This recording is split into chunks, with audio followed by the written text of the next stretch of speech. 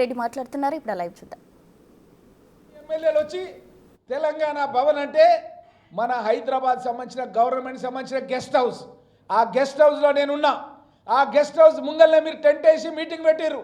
అంటే మన ఇంటికాడ మన వాకిట్లో టెంట్ వేసి మీరు మీటింగ్ పెట్టి ప్రగల్భాలు గంట సేపు మాట్లాడి మళ్ళీ జారుకున్నారు మీరు హైదరాబాద్కు. మీరు ప్రధానమంత్రి దగ్గర పోలేదు, పీయూష్ గోయల్ని కలవలేదు, ఎవరిని కలవలేదు. ఆ రోజు ధర్నా చేస్తాం ఢిల్లీకి పోయిన మాటలు చెప్పి ధర్నా చేయకుండా ప్రజల్ని మోసం చేసి పబ్బం గడుపుకునే ప్రయత్నం చేస్తున్నారు మీరు. మిమ్మల్ని అన్ని విషయాలు గమనించే ప్రజలు మిమ్మల్ని అక్కడ కూర్చోబెట్టినరు. మీ పార్టీకి మొన్న జరిగినటువంటి లోక్సభ ఎన్నికల్లో గాడిది గుడ్డులాగా 0 ఓట్లు వేసిర్రు. డిపాజిట్ గల్లంతైనాయి. మీ మంత్రులను తీసుకొచ్చి మాజీ మంత్రులను తీసుకొచ్చి మీరు ఎంపీగా లేబడితే వాళ్ళ డిపాజిట్లు గల్లంతైనాయి. ఇట్లాంటి పరిస్థితి లోపల మీరు సీమాంధ్ర ప్రాంతానికి సంబంధించిన కాంట్రాక్టర్లను పక్కన పెట్టుకొని సీమాంధ్ర వాళ్ళతో సన్నిహితం చేస్తూ భీమవరం నుంచి ఎన్నికల్లో నేను నిలబడతా అని చెప్పి నువ్వు ప్రగల్భాలు పలికినావు. మీ నాయన ఏం చెప్పిండు? రోజా ఇంటికి పోయి ఏం మాటలు మాట్లాడిండు? రాయలసీమను రత్నాలసీమ చేస్తా అని చెప్పిండు. రోజా ఇంట్లో రాగి సంగటి తినొచ్చి ఆ రోజు మాట్లాడి తెలంగాణ ప్రజలెవరు కూడా మర్చిపోలే. ఒక దిక్కు మీ బావనేమో హరీష్ రావు అని అబద్ధపు మాటలు మాట్లాడుతుంటాడు. గతంలో ప్రాణహిత చెవెళ్ళ అంశం లోపల కాంగ్రెస్ పార్టీ నాయకులు మొబిలైజేషన్ పేరిట అడ్వాన్సులు మెక్కేసిర్రు అన్నాడు. నేను ఆర్టీఐ కింద తీసుకున్న కాగితాన్ని శాసనసభలో చూపించిన. ఆ కాంట్రాక్టర్లు కాంగ్రెస్ పార్టీ నాయకులు ఎవరు లేరు. సీమాంధ్ర నాయకులు, మీ మిత్రులు సీమాంధ్ర కాంట్రాక్టర్లు ఉన్నారు. మీరు వాళ్ళపైన విచారణ చేయండి. వేల కోట్ల రూపాయలు మీరు వాళ్ళకి ఇచ్చిర్రు. నేను ఛాలెంజ్ చేస్తున్నా, పరిగి ఎమ్మెల్యేకి రాజీనామా చేస్తా అని. నువ్వు కనుక అప్రూవ్ చేస్తే నేను రాజీనామా చేస్తా. చేయకుండా నువ్వు రాజీనామా చేయాలని హరీష్ రావు నేను శాసనసభలో ఛాలెంజ్ చేస్తే శాసనసభలో ఉండి సపోర్ట్ చేయకుండా కూర్చున్నాడు. మీరందరూ గమనించారు. ఇది 2 సార్లు జరిగింది. మొన్న జరిగినటువంటి శాసనసభలో జరిగింది, అంతకుముందు జరిగిన శాసనసభలో జరిగింది. కాబట్టి అబద్ధాల హరీష్ రావును ఎవ్వరు కూడా నమ్మే పరిస్థితిలో లేరు. నువ్వేమో ఈ కార్ రేసింగ్ లోపల ఎక్కడ ఏమవుతుందో అన్న భయంతో ఉన్నావు. హైకోర్టుకు పోతే నీకు ఇవ్వలేదు పర్మిషన్, సుప్రీంకోర్టుకు పోయినావు. రేపో మాపో సుప్రీంకోర్టులో కూడా నీకు ఇయ్యరు. ఆల్రెడీ ఈడీ విచారణ కూడా ఒక సైడ్ స్టార్ట్ అవుతుంది. నువ్వు ఎక్కడికి వాళ్ళో తెలియక మీ ఇంట్లో మీ చెల్లె కవితనేమో లిక్కర్ కేసులా, నువ్వేమో ఈ కార్ రేస్ లోపల కుంభకోణం లోపల, మీ బావనేమో ఇరిగేషన్ కాంట్రాక్ట్లలో ఆల్రెడీ విచారణలు జరుగుతున్నాయి. ప్రతి అధికారి ఏం చెప్తున్నారంటే మాకేం తెలియదు.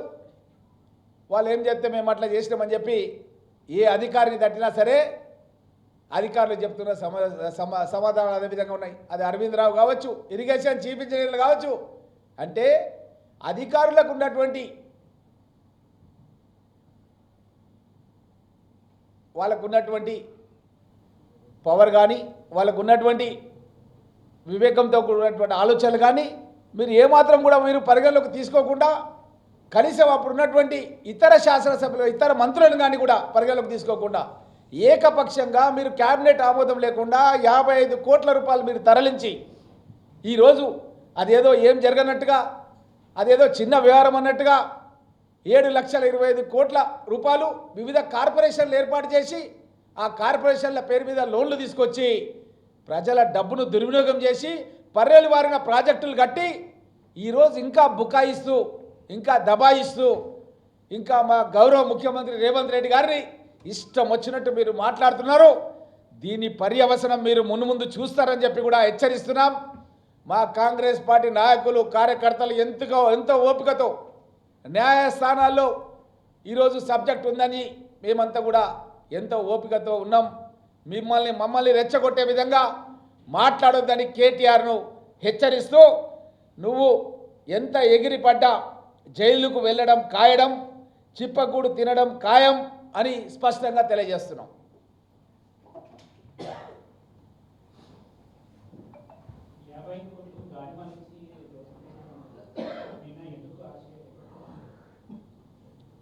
మీకు అందరికీ తెలిసిన విషయమే. గతంలో కవిత గారిని కూడా ఎన్నోసార్లు విచారణకు పిలిచారు. విచారణకు పిలిచిన తొలిసారి అరెస్ట్ చేయడం అనేది చేయరు. చేసిరా లాస్ట్ టైం ఈడీ వాళ్ళు చేసిరా పిలిచినప్పుడే? చేయలేదు. వాళ్ళు ఒకసారి పిలుస్తారు, అన్నీ రాసుకుంటారు, అవన్నీ తయారు చేస్తారు. మళ్ళీ ఇంకో క్వశ్చన్ తయారు చేస్తారు వాళ్ళకు.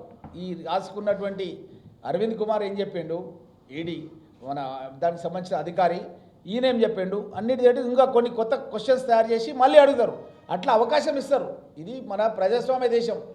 వాళ్ళలాగా నియంతలాగా మా యొక్క సంపత్ కుమార్ను, మా దగ్గర కోమటిరెడ్డి వెంకటరెడ్డిని శాసనసభ నుంచి 14 నెలలు ఉన్నప్పుడు శాసనసభ్యుడిగా అక్రమంగా నియంతలా గెంటేసిరు. మొన్న వాళ్ళు ఎన్ని గొడవలు చేసినా, ఎన్ని కాయిదాలు వేసినా, మా గౌరవ సభాపతి గడ్డం ప్రసాద్ కుమార్ గారిని అవమానపరిచినా మేము మాత్రం అలాంటి చర్యలు తీసుకోలేదు. కాబట్టి కాంగ్రెస్ పార్టీకి ప్రజాస్వామ్యం మీద విశ్వాసం. మేము ఎక్కడ కూడా పోలీసుల యొక్క విచారణలో కానీ ఇంకో దాంట్లో కానీ మేము తలదూర్చే ప్రసక్తి ఉండదు.